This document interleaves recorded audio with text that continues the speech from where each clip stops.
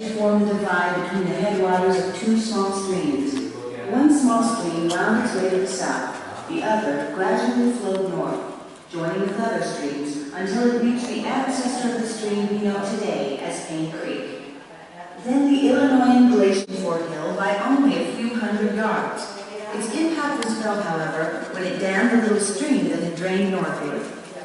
With nowhere available to drain, the waters of the small stream backed up, gradually forming a lake north of Fort Hill nearly 9 miles long.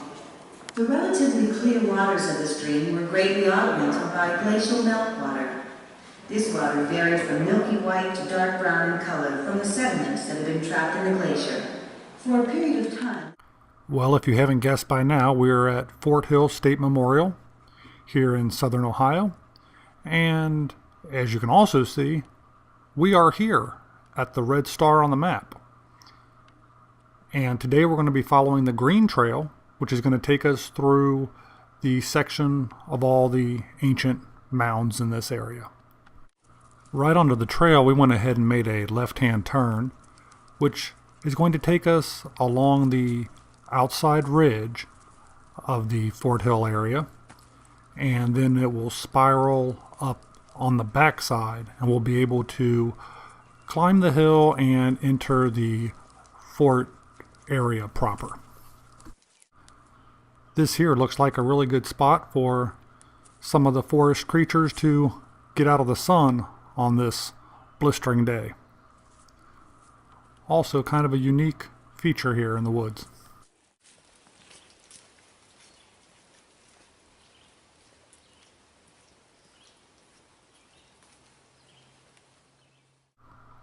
As we make our way along the trail here, you can't help but notice that all the mayaples are almost in bloom. Some of them have flowers underneath them, some of them don't. They'll definitely be blooming in abundance very soon. We're pretty much keeping the steep side of the hill on our right, and shortly we'll be making our way up to the top. I'm not sure if you can see that through the trees or not, but that's where the mounds themselves actually are located.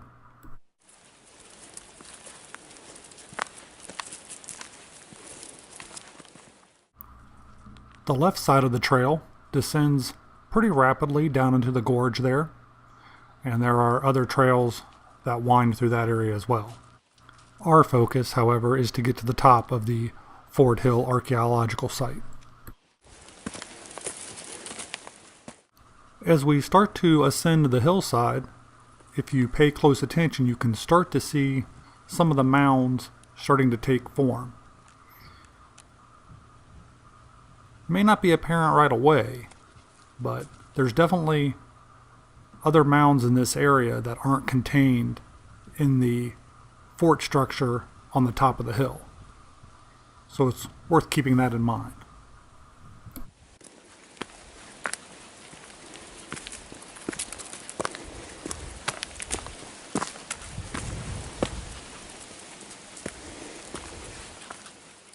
And here we are finally making it to the top of the hill. Taking that left turn out of the parking lot takes you on a trail that is much longer than if I had gone the other way. But once you get to the top, you realize that taking your time and enjoying your walk through the woods truly has the payoff when you enter the Fort Hill Archaeological area itself.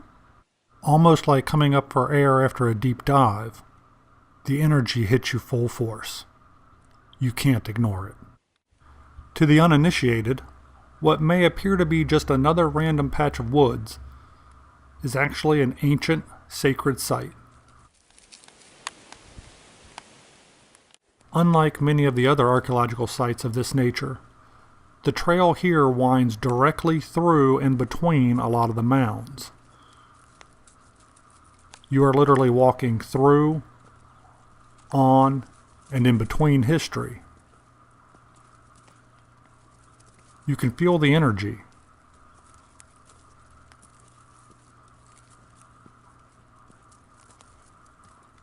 You can't help but acknowledge the power of an area like this.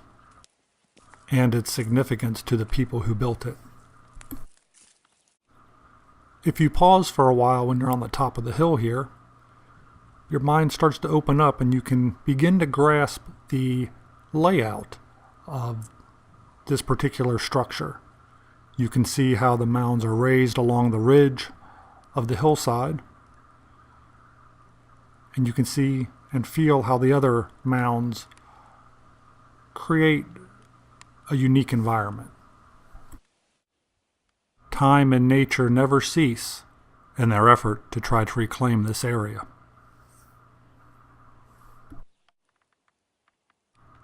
Here in a more cleared out area, I'm able to get the camera to try to pick up on the depth and how that mound actually runs along that ridge top.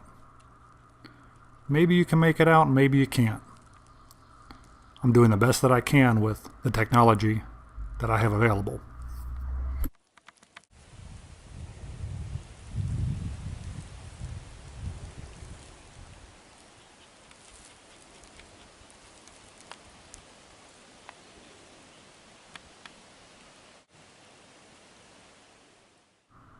Other hikers, wanderers, and explorers let their presence be known and acknowledge those who come after them in simple, unobtrusive ways.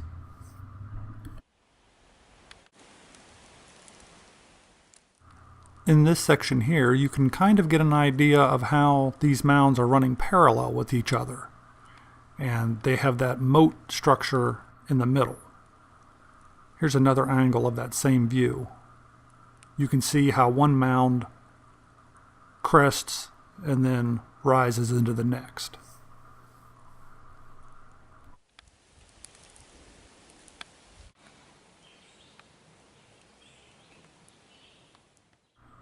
And here's one last panning shot from up here at the top of the fort. I really need to return here in the fall with all the leaves off the trees to get a more primitive view of the area.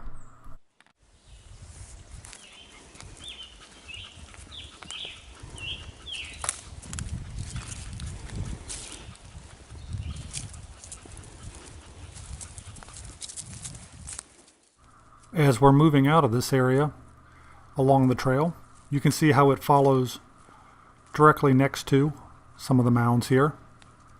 And it kind of makes you wonder if this trail is an accurate representation of how the people who built this structure would have actually moved through this structure, or where their actual pathways existed back in their time.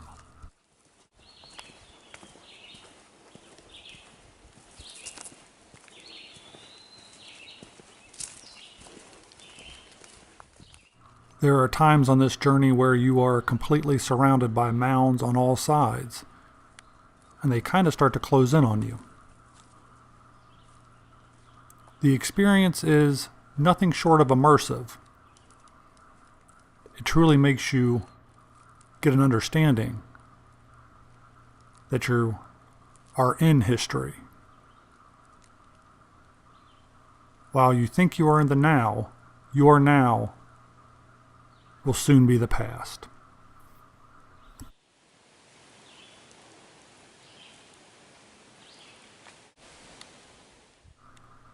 It's now time to bid farewell to this area.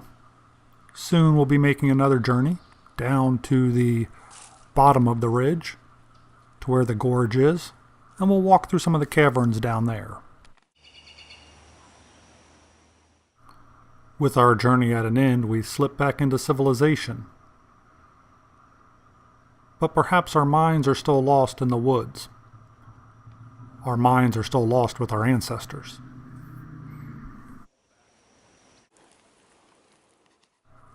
We truly appreciate you traveling with us today, and hope you'll join us again soon on another journey.